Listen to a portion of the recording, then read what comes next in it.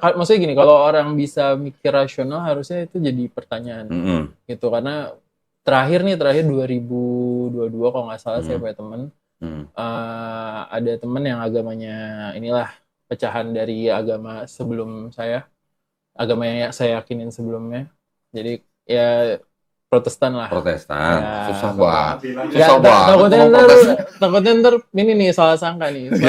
Soalnya teman-teman saya rata-rata Protestan tuh selalu ngasih tahu, udah kalau sama apa yang kamu yakinin diyakinin aja. Gitu. Terus?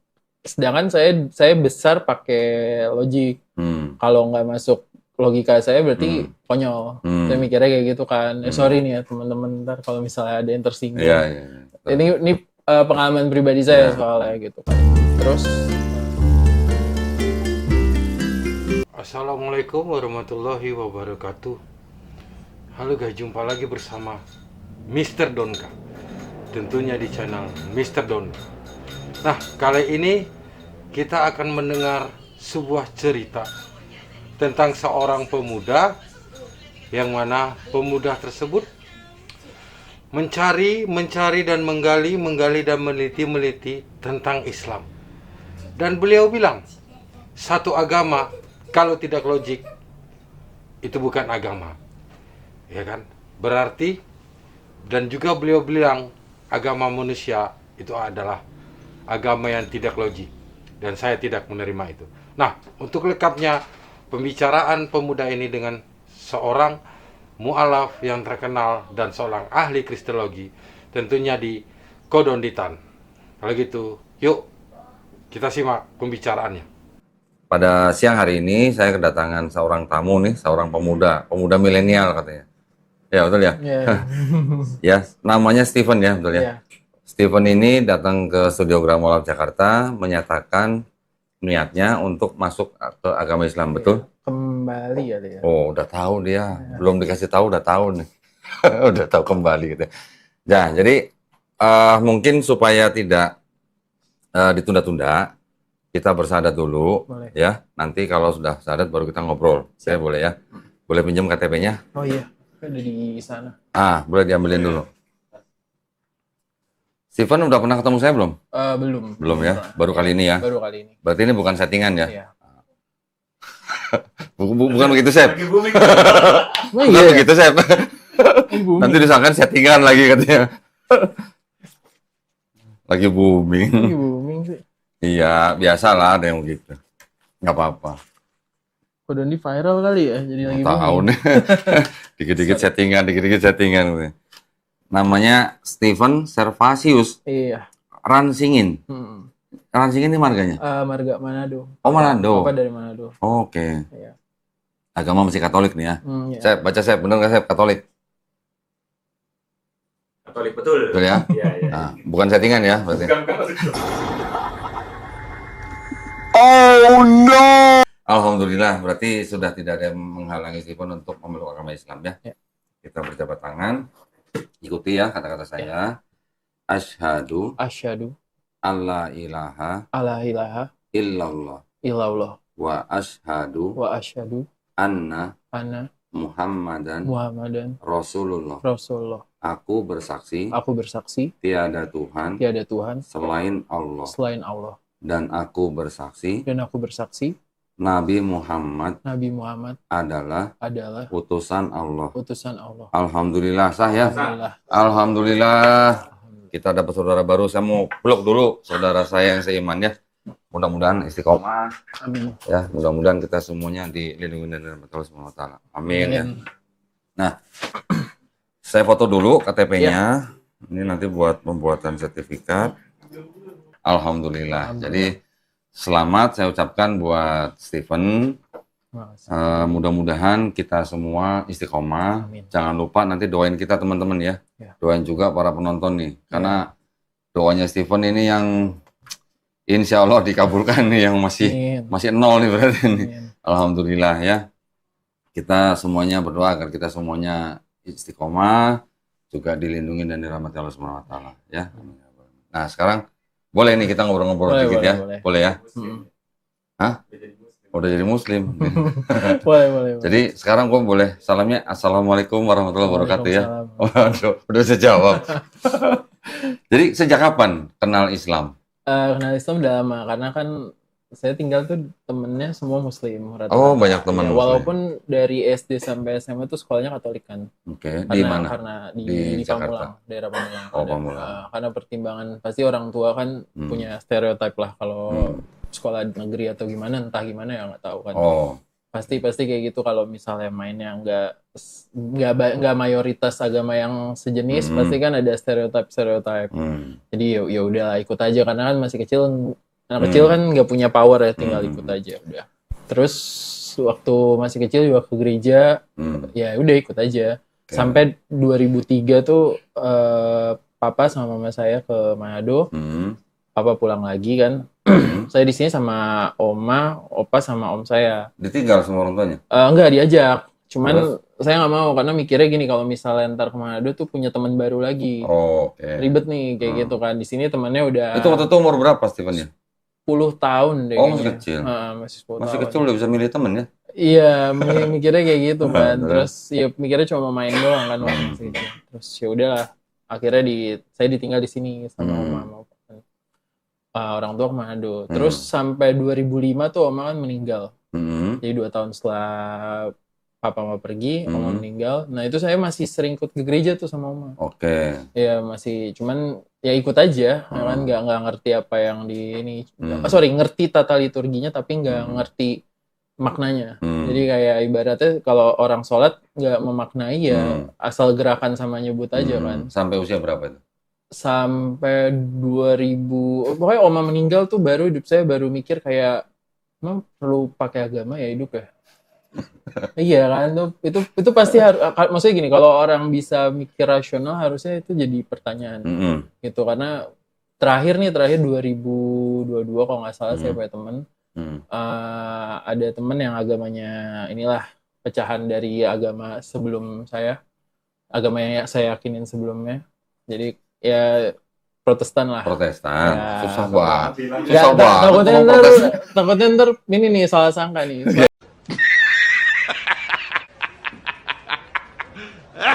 Soalnya teman-teman saya rata-rata Protestan tuh selalu ngasih tahu, udah kalau sama apa yang kamu yakinin diyakinin aja. Gitu. Terus? Sedangkan saya besar pakai logik. Kalau nggak masuk logika saya berarti konyol. Saya mikirnya kayak gitu kan. Sorry nih ya teman-teman, ntar kalau misalnya ada yang tersinggung. Oke. Ini pengalaman pribadi saya soalnya gitu kan. Terus ya udah makanya saya nggak menjalankan apa yang saya yakinin karena menurut saya itu warisan. Oke. Ya dong.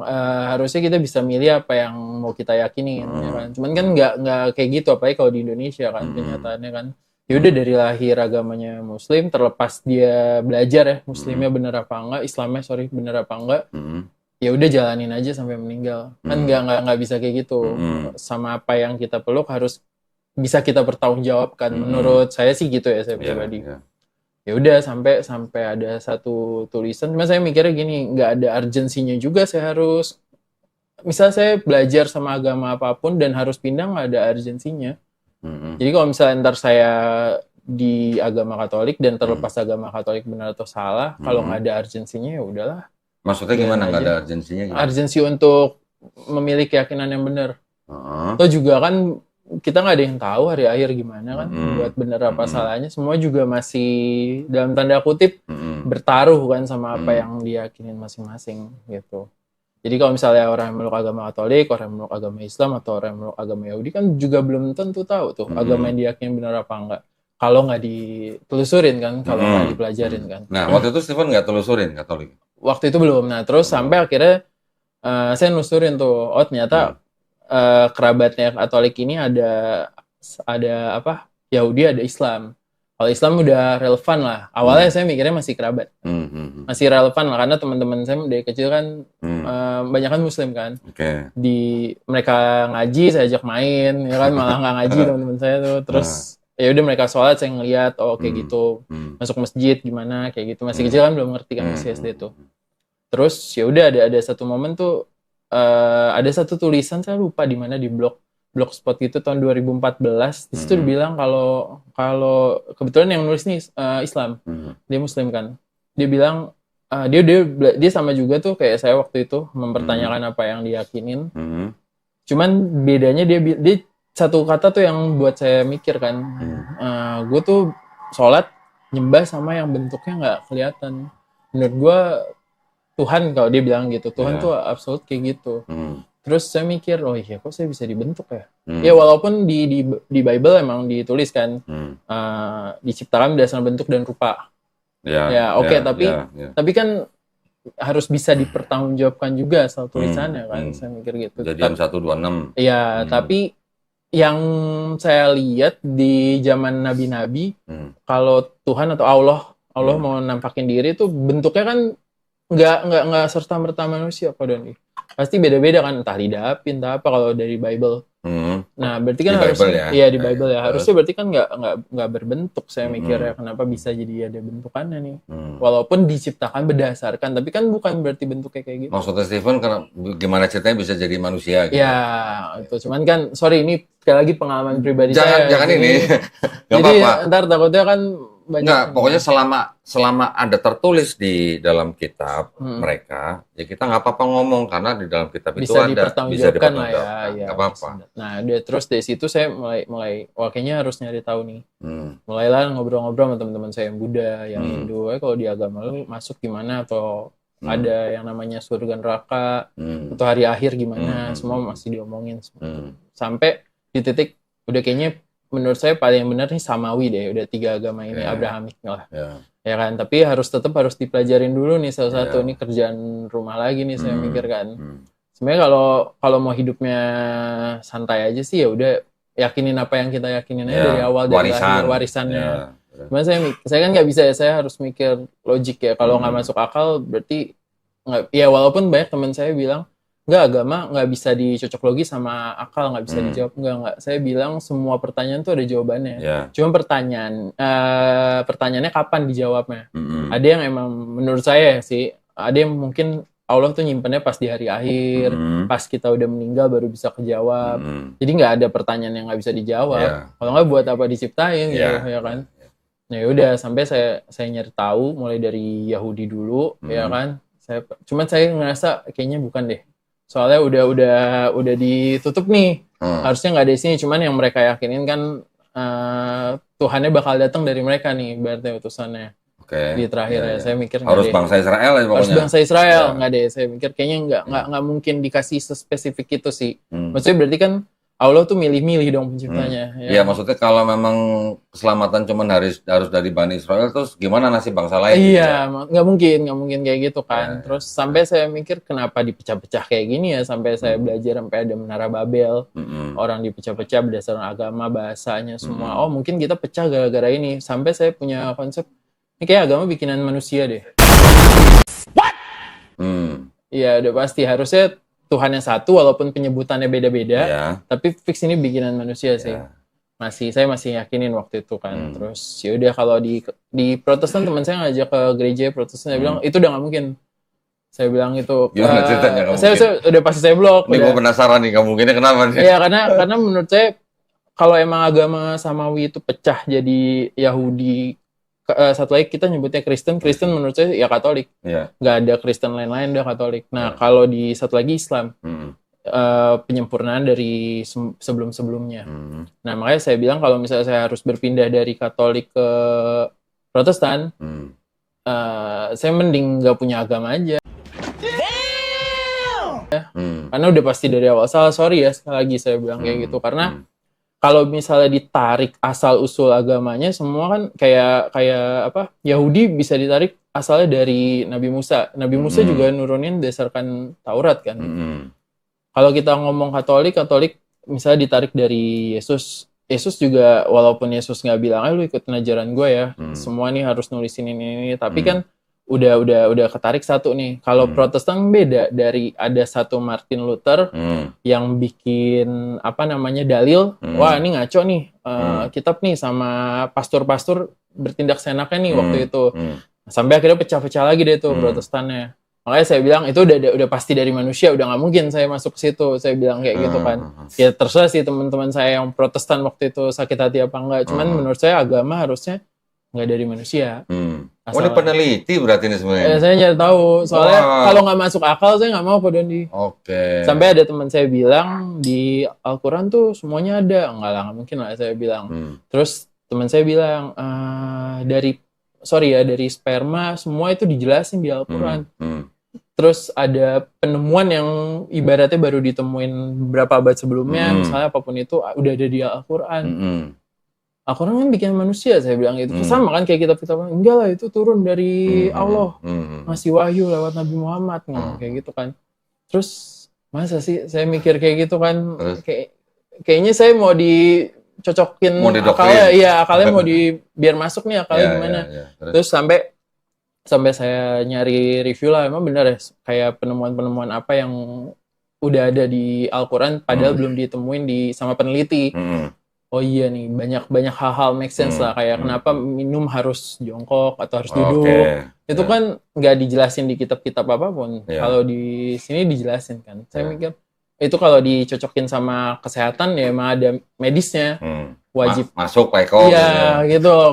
Terus saya mikirnya kan jadi oh ini masuk akal nih, saya mikir gitu. Cuman sampai satu pertanyaan teman saya bilang kayak gini, wah kan saya cerita ngobrol banyak lah. Terus teman saya nanya, oh lu udah ngerti Islam nih, lumayan banyak nih ngomong kayak gitu kan. Oh kapan mualaf? Kenapa harus mualaf? Saya bilang kayak gitu. Ya kan nggak ada urgensinya, saya bilang kayak gitu. Cuman bukan nggak ada urgensinya. Pertanyaan dari diri saya satu, lu percaya sama Nabi Muhammad nggak? Nah itu pertanyaan akhirnya yang saya simpen, teman saya lempar ke saya tanpa saya pernah ngobrol. Emang Nabi Muhammad siapa sih? Gitu-gitu saya nggak pernah ngomong kayak gitu. Teman saya nanya gitu ke saya. Terus lu percaya Nabi Muhammad nggak? Nah saya diem. Terus? Karena waktu itu saya nggak percaya. Saya mikir mukjizatnya apa yang dibuat Nabi Muhammad waktu itu, karena saya belum belajar ya. Kalau nabi-nabi lain semua punya mukjizat kan. Dari ngebelah laut. Iya, belah laut lah, apapun ngidupin orang meninggal lah, ya kan semua. Nabi Muhammad apa? Saya mikir kayak gitu, mukjizatnya. Iya, mukjizatnya ya ini Al-Quran. Ya. Yang belah bulan ada. Oh iya, waktu itu belum belajar tuh. Iya, kayak gitu terus ya banyak lah, tapi yang paling apa ya, spesial lah, paling krusial lah ini Al-Quran. Ini ya. Betul. Iya, terus ya udah. Ini orang belajar berarti ini. Iya, karena kalau nggak logik nggak. Saya mikirnya gini kok Doni, kalau misalnya buat nikah doang, buat apa? Saya mikir kayak gitu, ya kan? Nanti saya juga bisa pindah kapanpun, kalau saya nggak yakin apa sama kalau buat nikah, misalnya udah 10 tahun, terus istri kita misalnya pisah atau meninggal, gimana? Iya. Masa mau balik lagi? Gitu? Iya, makanya saya mikir itu kan nggak long last lah. Gitu. Dan apa? Dasarnya berarti bukan buat Allah kan? Buat nikah kan? Buat wanita itu ibaratnya. Tuh, makanya saya mikir yaudah saya harus pelajarin dulu dari tata cara sholat. Terus saya udah mikir belajar? Udah insya Allah. Oh gitu ya, ini bukunya gimana nih? Masih. Kepake kan? Kepake. Iya. Masih belum hafal baca. Oh belum hafal. Kayak sholat ada gerakannya kan. Saya mikir sumpah ribet ya, ngapain bikin gerakan kayak gini? Oh ternyata semua ada alasannya buat kesehatan medisnya. Pas saya tahu, oh, Masya Allah, ini keren sih saya bilang. Nggak pernah. Karena gini, makanya sekali lagi kalau nggak masuk akal buat saya nggak bisa terima. Gitu, saya bakal cecer, saya bakal detailin. Cari tahu. Iya, kalau udah detail saya nggak bakal banyak nanya, saya bakal diem. Udah, makanya pas sudah tahu ada detailnya, oh tujuannya buat sholat nih mau ngapain, gerakannya medisnya apa semua, wah udah saya keren sih.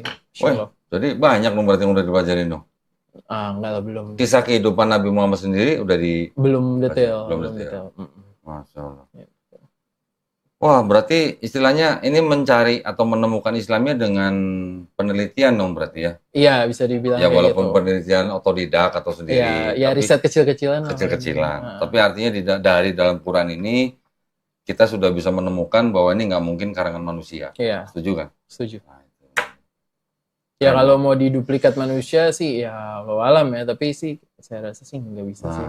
Betul. Ya seperti contoh duplikat gini sih bisa ya, tapi isinya nggak bakal seotentik ini sih. Betul. Nah jadi kan hampir 1000 ayat nih di dalam Quran nih yang ayat-ayat itu berkaitan dengan sains, ada hubungannya dengan sains.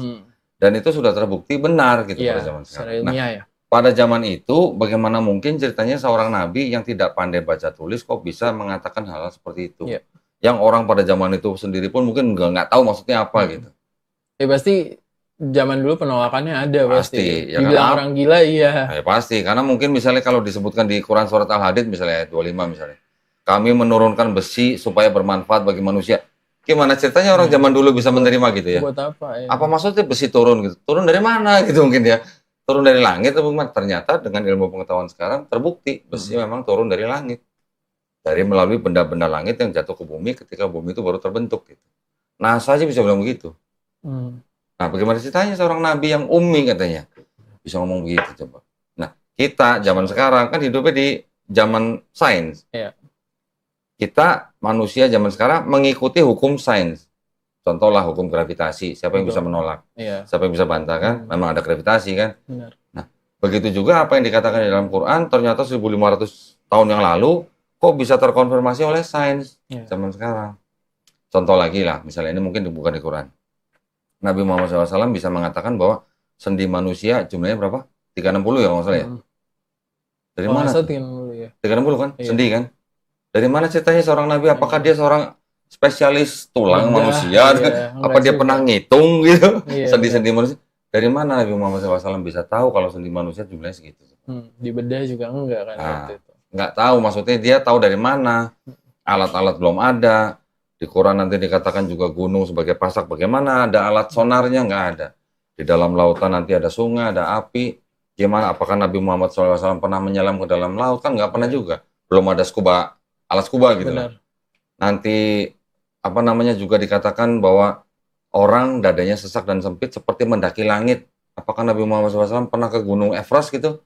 Nggak pernah juga kan? Nggak ada gitu. Bagaimana tahunya gitu? Itu pasti bukan karangan manusia. Belum lagi nanti yang apa misalnya embriologi. Ya kan? Sampai seorang profesor mengakui bahwa ini pasti bukan karangan Nabi Muhammad SAW. Profesor. Walaupun dia Kristen. Kristennya Presbyterian gitu. Ya, kita nggak mengklaim bahwa dia masuk Islam atau enggak. Karena dia, yang saya baca, dia dari kecil memang diajarin sama bapaknya, seorang pendeta Presbyterian itu, Tuhan itu satu, cuma cara beribadahnya beda-beda. Cara penyebutannya beda. Nah, jadi dia mungkin tidak masuk Islam karena itu, nggak tahu ya. Tetapi banyak juga profesor-profesor lain yang masuk Islam karena Quran. Karena baca Quran. Nice. Profesor siapa sebutin, Maurice Bucaille misalnya. Sampai dia yang meneliti mumi misalnya. Di Quran udah disebutin. Ya kan? Ketika dia meneliti membedah mumi, dia menemukan bahwa di dalam jenazah mumi itu banyak sekali kandungan garam. Terbukti bahwa jenazah ini pernah tenggelam di laut. Udah gitu di mulutnya banyak kandungan apa? Lumpur. Ketika Firaun ditutup mulutnya pakai lumpur. Dari mana coba kayak gitu ya? Nah, kan jadi ya kita cuma tinggal ngikutin akal sehat gitu ya. Kalau akal sehat kita masuk, ya kita nggak boleh nolak ini. Tapi kan nggak semua orang mau berpikir. Betul. Apalagi nyari tahu. Betul. Karena mungkin juga sudah ada ikatan-ikatan keluarga, sosial, jabatan dan segala macam. Ya kalau orang tidak menyempatkan untuk belajar itu, dia akan menjalankan agamanya hanya sebagai rutinitas. Iya betul. Ya kan? Nggak ada maknanya. Nggak ada maknanya. Nggak tahu apa yang dituju gitu. Nggak tahu siapa yang dituju, siapa yang disembah. Gitu. Benar. Tapi Stephen keren berarti loh, udah gitu. Berapa lama pencarian itu? 2000. Jadi kenal sama pasangan saya tuh. Abis itu dari situ teman saya pada ngomong kan, mau beda agama. Santai lah. Santai. Iya, kenapa sih agama tuh selalu jadi bahan yang dipusingin di Indonesia? Saya mikir kayak gitu kan. Dari dulu, karena menurut saya kayak ntar nih kalau orang temenan, orang pacaran, orang mau nikah atau orang berkeluarga pun atau bertetangga, cuman ujung-ujungnya cuman berantem karena beda agama. Ntar ketarik nih konflik paling ujungnya, oh ini agamanya ini sih gini. Nah itu yang saya jadi kenapa sih harus bahas agama gitu. Itu kan nggak maksudnya gini, agama tuh hubungan yang intim lah sama pencipta lah, sama Allah lah. Jadi sebenarnya menurut saya nggak semua orang harusnya tahu hubungan saya sama pencipta saya, sama Allah. Saya mikirnya gitu. Cuman banyak orang kebanyakan mungkin di Indonesia kali ya, nggak tahu di luar negeri. pengen tahu kan sama apa yang kamu yakinin, apalagi kalau kita ini public figure. Wah, itu jadi bahan pertimbangan untuk ini kita harus ngikutin dia atau enggak nih. Gitu. Nah, makanya saya nggak pernah mempermasalahkan itu. Dari situ, dari 2000 berapa ya? 10 kayaknya. Saya mulai nyari tahu. Cuman bener-bener ngerasa ke apa ya, jadi titik balik itu 2014 pas saya baca satu artikel di blog itu, saya lupa lagi. Ya gue sholat, dia bilang kebetulan di Islam tadi nggak ada yang maksudnya yang gue sembah tuh nggak ada bentuknya. Ya harusnya hakikatnya Tuhan kayak gitu, dia bilang. Harusnya memang tidak terlihat. Nggak boleh terlihat harusnya. Terus saya mikir, oh iya, dan Tuhan kan bisa dibilang nggak ada iya, bisa dibilang ada iya. Dua-duanya nggak ada yang bisa ngebuktiin kan. Cuman yang bisa yang saya yakinin ada, karena nggak mungkin semua bisa tercipta gitu aja. Walaupun ada segala macam teori ya, buat saya masih nggak masuk akal. Gitu. Ya kayak Big Bang aja. Iya, itu masih. Di sini kok ada Big Bang. Iya. Pecahan ya langsung. Bisa terkonfirmasi baru 50 tahun yang lalu. Iya, makanya oh iya, itu tuh pertanyaan. Saya ngomong sama teman saya, kalau misalnya emang Al-Qur'annya itu dibuat tahun 2020-an, saya percaya nih agama ini buatan manusia, saya percaya, saya bilang. Cuman kan ini jauh sebelum teori ilmiah kebentuk kan. Ditemukan, sorry. Iya. Kan ini kan sudah menjadi mushaf itu aja udah di abad ke-7. Berarti kan 1500 tahun yang lalu. Belum ada orang mikir Big Bang, belum ada orang mikir gunung jadi pasak, belum ada orang mikir di dalam laut begini-begini dan segala macam. Belum tahu embriologi, belum tahu astronomi gitu. Itu kan yang istilahnya gimana ya? Keren gitu loh. Zaman dulu orang yang belum tahu apa-apa bisa diturunkan ayat-ayat seperti itu gitu. Ya kan? Masalah ya, keren. Dari 2010. 2010, tapi baru benar-benar kayaknya emang harus coba telisik 3 agama Samawi ini deh, saya mikir.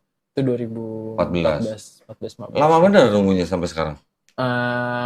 Karena nggak ada urgensinya, Pak Dondi, kayak merasa nggak ada urgensinya. Iya, kenapa? Maksudnya gini, nggak ada, saya nggak ngerasa keusik juga sama apa yang saya yakinin gitu.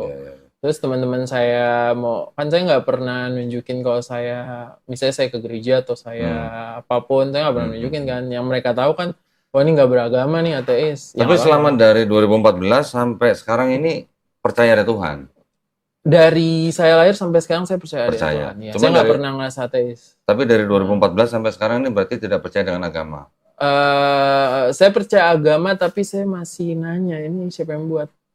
Ya, maksudnya berarti kan tidak mau mengikuti salah satu agama. Karena waktu itu mungkin Katolik kan hanya karena orang tua. Iya, tapi saya sempat ke gereja walaupun bolongnya banyak banget. Cuman ya formalitas sempet sih. Pernah waktu kalau saya ada masalah udah titik terendah, mungkin saya mikirnya saya lari ke pencipta kan. Saya selalu bilang ke teman-teman saya nyebutnya pencipta karena saya nggak tahu saya harus nyebut apa kan. Saya nyebutnya pencipta aja lah. Terus saya sempat lari, cuman tetap nggak nemu jawaban.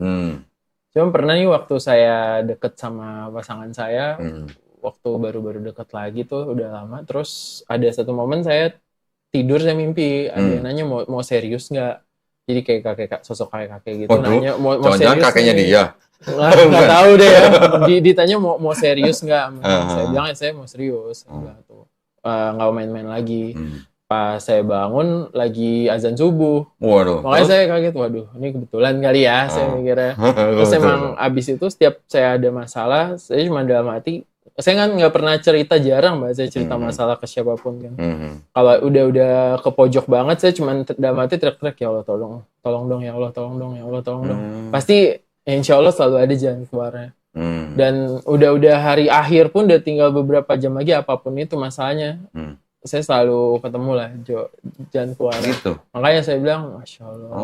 Nah, itu pengalaman pribadi saya kan.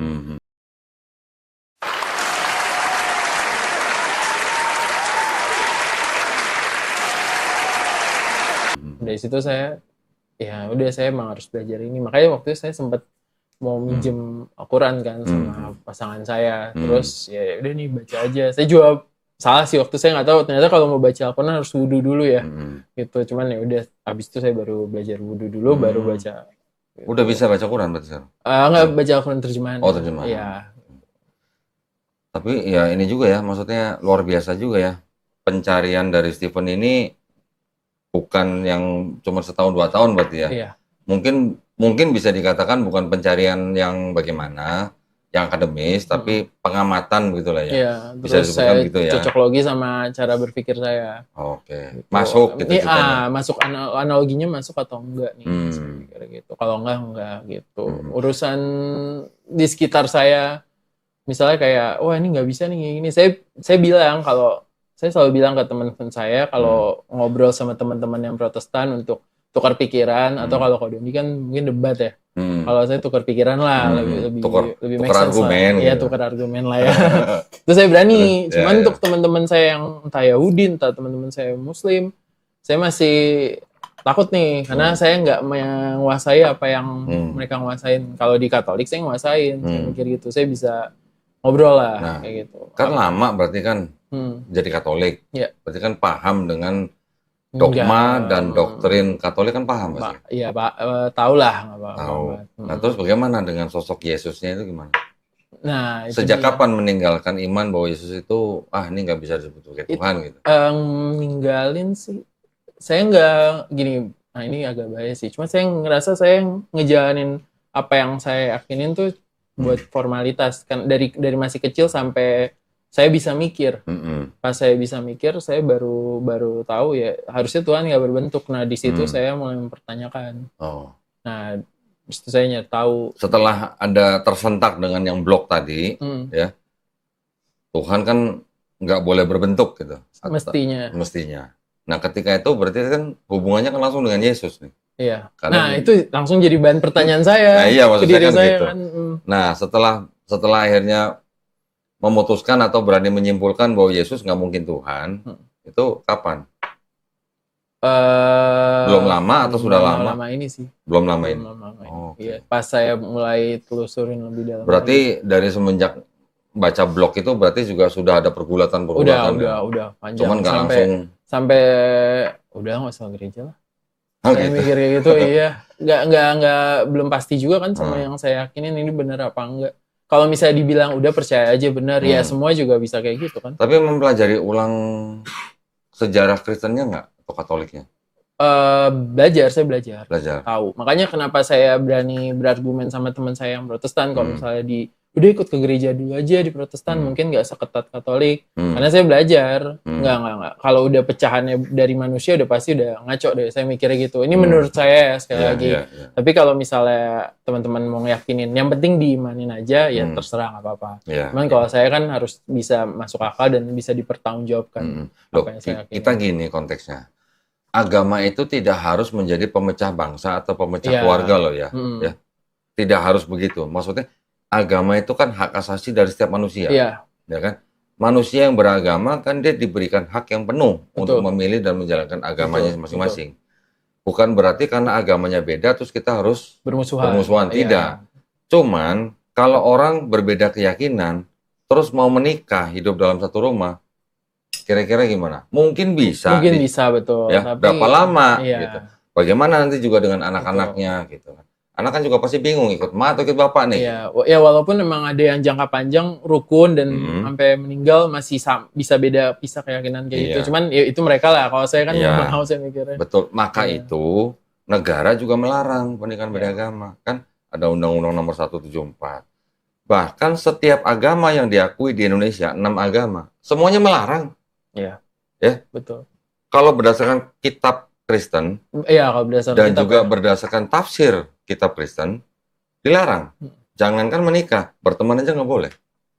Bermitra usaha aja nggak boleh. Apalagi menikah. Ada tafsirnya. Nanti kalau mau tahu saya kasih tahu. Boleh. Kalau itu saya nggak tahu. Tetapi ya di dalam Protestan dan Katolik, walaupun di kitabnya mereka melarang, tetapi di dalam praktek manajemennya mereka mengizinkan. Iya. Dengan apa? Dengan yang disebut dengan dispensasi. Oh iya benar. Ya, jadi kalau di Katolik ada kanon berapa gitu, 1025 apa 1125 gue lupa lah. Di Protestan juga ada dispensasi. Masing-masing harus bikin surat pernyataan. Yang Katolik harus tetap Katolik. Nanti kalau punya anaknya harus masuk Katolik. Itu dispensasi. Itu pun juga kalau di Katolik kan ada 7 sakramen kalau nggak salah. Sorry kalau saya lupa. Kalau nikahnya nggak sama Katolik, dua-duanya nggak sama-sama Katolik, nggak bisa terima sakramen pernikahan. Jadi kalau di Protestan, mungkin teman-teman Protestan dengarnya terimanya pemberkatan doang. Ya menurut saya sih kalau saya Katolik waktu itu saya nggak sah di mata pencipta lah.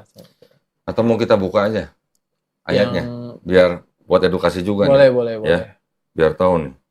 Bentar ya, saya bukain.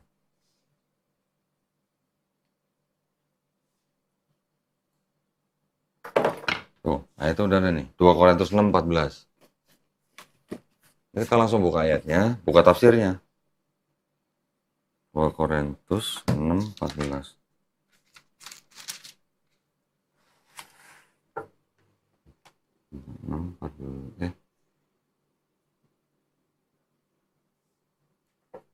Iya. Bentar.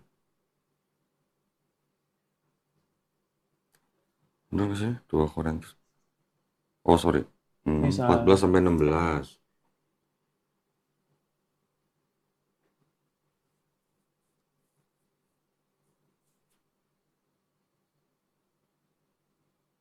Janganlah kamu merupakan pasangan yang tidak seimbang dengan orang-orang yang tidak percaya. Tuh, jangan kamu merupakan pasangan yang tidak seimbang dengan orang-orang yang tidak percaya. Tapi ayatnya kok beda ya? Oh, 1. Sorry. 2 Korintus. 16. Janganlah kamu merupakan pasangan yang tidak seimbang dengan orang-orang yang tak percaya. Nah, ini ditafsirkan di dalam apa ya? Sebentar. Mungkin saya bisa buka di sini.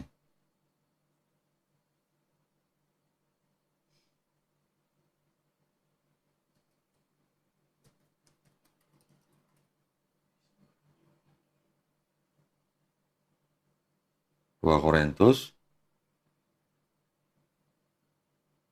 6:14. Nanti ada tafsirnya nih. Ini tafsir, ya.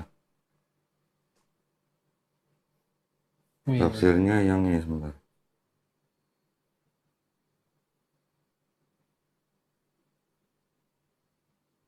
Tafsir Full Life. Ini ada kan, ada Full Life, ada Matthew Henry kan. Ini. Karena itu, orang percaya jangan bermitra secara sukarela atau berhubungan intim dengan orang tidak percaya. Sebab hubungan semacam itu dapat merusakkan hubungan mereka dengan Kristus. Ini meliputi apa? Kemitraan dalam dunia usaha, golongan rahasia, kencan, pernikahan, dan persahabatan karib. Lu bersahabat aja nggak boleh lu. Iya. Bermitra usaha aja nggak boleh. Kencan aja nggak boleh, apalagi nikah berarti.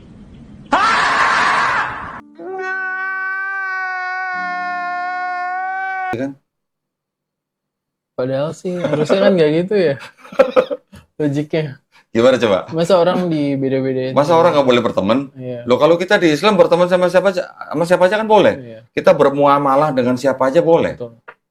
Nah ini persahabatan karib nggak boleh, Iya. dunia usaha nggak boleh, golongan rahasia nggak boleh, kencan nggak boleh, pernikahan nggak boleh.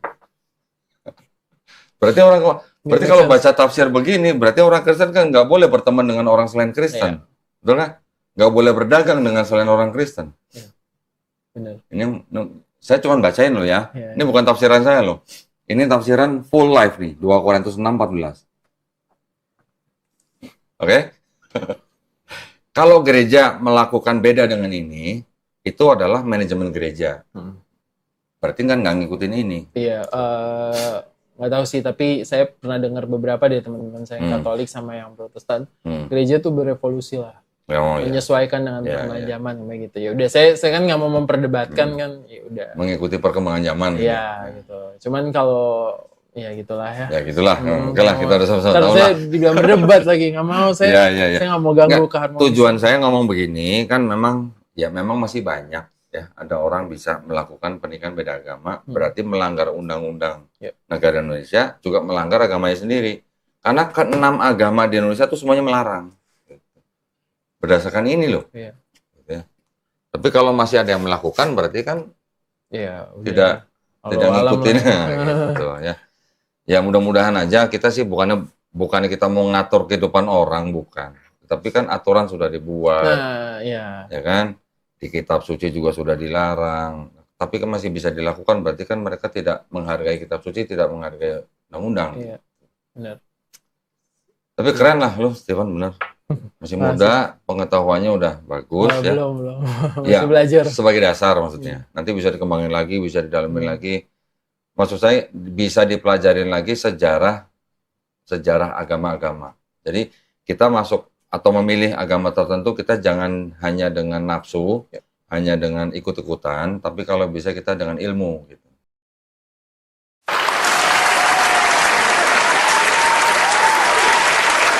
Ya contoh misalnya itu ada tabel. Kalau mulai Protestan di mana posisinya itu tinggal dilihat di situ. Oh, oke. Ya, Katolik di mana, pecah sama Ortodok kapan, Penyebabnya apa gitu. penyebabnya apa, perbedaan pandangannya apa. Nanti Protestan kenapa protes, timbulnya kapan, Martin Luther. Nanti ada Lutheran, ada Anglikan, ada Lutheran, ada Calvinis segala macam. Benar-benar. Makanya saya kayak udah kalau buatan manusia udah ngaco deh saya mikirnya gitu. Tapi kan baik lagi nih riset saya ya. Iya. Kalau teman-teman mau ngeyakinin ya nggak apa-apa. Iya, di dalam Islam kita juga tidak pernah melarang orang untuk menyembah apapun. Iya. Ya kan? Mau menyembah manusia yang dianggap Tuhan, ya monggo. Mau menyembah batu, ya monggo. Mau menyembah pohon pisang, ya monggo. Di dalam Islam kita hanya ngasih tahu aja. Masalah, tapi keren lah. Ya, alhamdulillah, berarti baru hari ini Stephen istilahnya memberanikan diri berarti ya? Iya, saya mikir, ya udahlah, saya mikir apa alasan. Selama ini belum berani bersyahadat karena apa? Karena tadi melihat tidak ada urgensinya. Iya, nggak ada urgensinya. Terus saya mikir mau ngelak apa lagi saya mikirnya gitu dari yang saya pelajari. Allah Subhanahu Wa Taala sebenarnya setiap saat itu menyediakan hidayah. Ya, jangan orang bilang Allah nggak ngasih gue hidayah gitu, jangan. Setiap saat Allah Subhanahu Wa Taala menyediakan hidayah. Cuman bagaimana kita mengenali hidayah itu dan bagaimana kita ngejemput. Nah, itu dia, itu yang susah kan. Ini kan termasuk jalan hidayah. Iya sih. Iya. Benar. Betul nggak? Terjemahan udah ada. Jangan alasan lagi gitu. Iya sih. Iya. Kalau tulisannya cuma Arab doang, gue nggak bisa baca Arab. Nah, ini terjemahan udah ada. Asbabun nuzul ada. Tafsir ada. Hadis sahih ada. Gitu. Iya. Masalah. Keren. Sama ya itu, saya mikir oh ya kan saya punya pertimbangan buat nikah. Saya mikir di Islam kan juga diatur juga tuh nikah. Makanya pas saya pelajarin, harusnya kalau buat teman-teman yang muslim ya, kalau belajar Islam sih harusnya, walaupun saya baru ya saya pikir, tapi kalau belajar harusnya sih kayaknya namanya selingkuh nggak ada di jadinya. Gitu ya. Karena udah bener diatur banget kan di sini. Gitu saya. Jadi gue konfirmasi nih, Stephen masuk Islam karena mau nikah atau karena gimana? riset dulu. Riset dulu. Iya. Keren. Bukan, kalau enggak sih. Tapi dan masuk akal sih. Sebenarnya paling jadi tick point saya milih yakinin Islam karena masuk akal. Karena masuk akalnya. Tapi bukan berarti masuk Islam mau poligami kan, enggak? Susah kalau nggak adil nggak bisa. Tapi maksudnya gini, bukannya istilahnya gini, poligami itu di dalam Islam istilahnya bukan ajaran istilahnya yang diharuskan atau yang diwajibkan, bukan. Itu punya beda tujuan sih ya kalau kayak gitu. Sebelum Quran diturunkan kan sudah ada poligami. Poligami sudah beribu-ribu tahun orang sudah melakukan. Justru ketika Quran diturunkan, Islam yang mengatur poligami. Bukan berarti menyarankan atau mewajibkan, enggak. Kan ya memang setiap manusia kan kondisi beda-beda, baik laki atau perempuan. Ketika ada suatu masalah tertentu, bisa jadi masalah itu diselesaikan dengan poligami. Iya. Ya kan? Tapi itu case-nya minim banget lah kalau. Iya, ya walaupun case. Dan itu pun masih dengan syarat yang tidak ringan gitu. Betul. Kalau nggak bisa adil, nikahilah satu saja. Iya. Kitab suci mana yang menyebutkan nikahilah satu saja selain Quran? Di Bible ada nggak? Ada. Nggak ada. Oh sih, mungkin kalau dia mau riset kali mau nyari tahu ya. Nggak ada. Kalau di Bible disebutnya apa yang sudah dipersatukan Allah tidak boleh diceraikan manusia. Ya, betul. Ya kan? Laki-laki nanti akan meninggalkan orang tuanya, nanti dia akan menjadi satu daging dengan istrinya. Itu di Al-Quran juga ada ya, Quran dia. Maksudnya kayak udah disatuin sama Allah, nggak boleh tersirat lah ya, tersirat. Tetapi kan itu bukan berarti dalil untuk tidak boleh poligami. Oh iya. Ya, ayat-ayat itu maksudnya yang tadi di Bible. Tapi kalau di Quran kan jelas, kalau lu nggak bisa adil, nikahilah satu saja. Iya. Ya cuma satu-satunya itu. Kitab suci mengatakan nikahilah satu itu cuma Quran. Dan saya pengalaman sih dari teman-teman saya banyak yang udah nikah cerita gitu kan. Terus dia punya teman-temannya aja cerita. Biasanya kalau udah punya satu pasangan terus mulai belok milih pasangan lain, biasanya sih hidupnya langsung hancur sih. Entah karirnya entah apa biasanya ya. Makanya mungkin special case kali kalau bisa. Bukan. Kalau begitu berarti kan itu sudah adil atau gimana? Niatnya sudah salah. Iya, niatnya. Bisa juga. Kalau niatnya sudah salah, berarti kan yang timbul apa? Jadi kebohongan ditutupi dengan kebohongan, kebohongan ditutupi dengan kebohongan. Begitu seterusnya gitu. Makanya mungkin ya Allah nggak ridho karena dia melakukan dengan niat yang salah gitu. Dan di dalam Islam pun yang namanya istilahnya poligami itu walaupun suami tidak harus minta izin kepada istrinya, tetapi kalau dia tidak minta izin, jatuh-jatuhnya kan itu banyak bohong. Iya. Okay? Dan calon istri pun boleh menolak loh. Bisa bikin perjanjian pranikah bahwa nanti istri menolak untuk di poligami boleh. Kalau perlu bikin surat perjanjian pranikah gitu. Iya, lebih aman lah ya. Haknya diberikan sama kepada pihak perempuan. Perempuan juga boleh diberikan hak untuk menolak suaminya poligami. Bikin surat perjanjian pranikah boleh. Kalau nggak bikin perjanjian pranikah, nanti kalau kejadian suaminya mau poligami, itu harus dilakukan dengan syariat Islam. Bukan dengan diem-diem misalnya nggak ngasih tahu tapi banyak bohong, walaupun tidak harus izin gitu ya. Betul. Tapi sesuatu yang dimulai dengan tidak izin atau tidak diketahui oleh istri pertamanya, otomatis nanti banyak bohong. Walaupun ditutupi dengan bagaimana caranya, mungkin ada orang yang bisa melakukan itu, tidak harus bohong. Mungkin bisa, tapi berapa banyak sih? Ya, gitu ya. Karena niatnya sudah salah.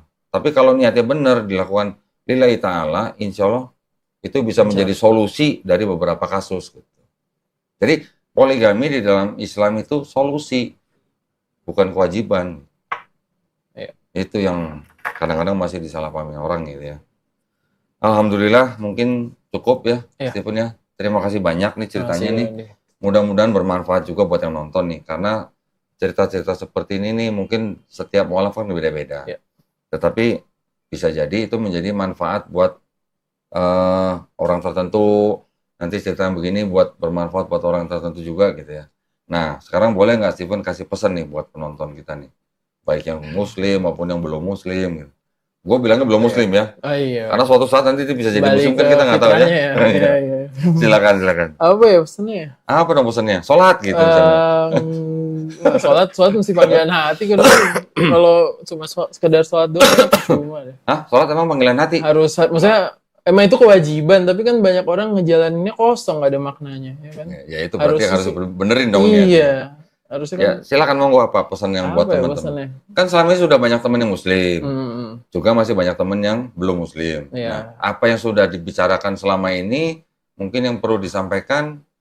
Kalau dari saya pribadi sih, iman itu harus dipertanggungjawabin. Jadi kalau suatu hari nanti pasti banyak yang mau dalam tanda kutip tukar pikiran lah, saya nggak bilang debat ya, saya bilang tukar pikiran buat mempertanggungjawabkan iman kita tuh. Kalau nggak bisa disanggah, nggak bisa dijawab, itu kan jadi pertanyaan ya buat diri kita ya kan. Berarti yang gue yakinin nggak benar atau gue belajarnya belum banyak. Kalau udah di poin itu dan nggak belajar atau ya kalau belajar enak, tapi kalau nggak belajar mikirnya udah daripada ribet, dia percaya aja deh sama yang ini. Nah, nggak apa-apa, terserah sih kalau mau ngambil jalan kayak gitu. Cuman saya masih percaya sama hari akhir. Pasti ada surga neraka tuh ada pasti.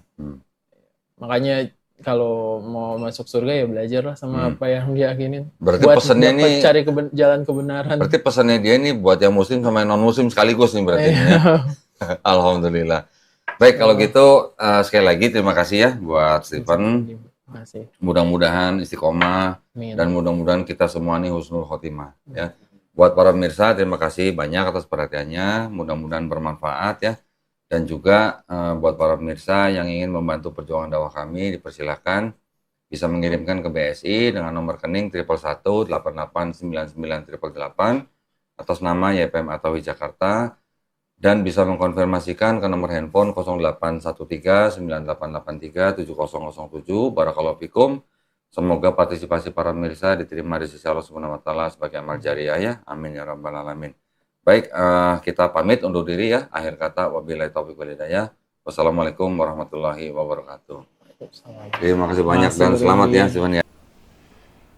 Nah, itulah tadi kita sudah mendengarkan dan melihat bagaimana pembicaraan seorang pemuda yang mencari dan meneliti satu agama ke agama satu ke agama yang lain, ya kan, dan akhirnya dia memutuskan kalau beliau berpikir kalau agama Islam adalah agama yang logik dan agama yang bukan buatan manusia.